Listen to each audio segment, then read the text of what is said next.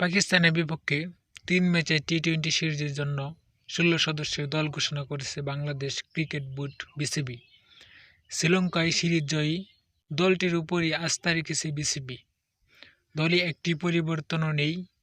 আগামী ২০, ২২ ও ২৪ জুলাই মিরপুর শেরেবাংলা জাতীয় স্টেডিয়ামে হবে ম্যাচগুলো। পাকিস্তানের সিরিজে বাংলাদেশ দল লিটন কুমার দাস, শেখ মেহেদী, তানজিদ হাসান তামিম, পারভেজ হোসেন ইমন, মোহাম্মদ নাঈম শেখ, তাওহিদ হৃদয়, জাকির আলী অনিক, শামীম হোসেন পাটোয়ারি, রিশাদ হোসেন, নাসুম আহমেদ, তাসকিন আহমেদ, মেহেদী হাসান মিরাজ, শরীফুল ইসলাম, তানজিম হাসান সাকিব, মোহাম্মদ সাইফুদ্দিন এবং মোহাম্মদ মুস্তাফিজুর রহমান।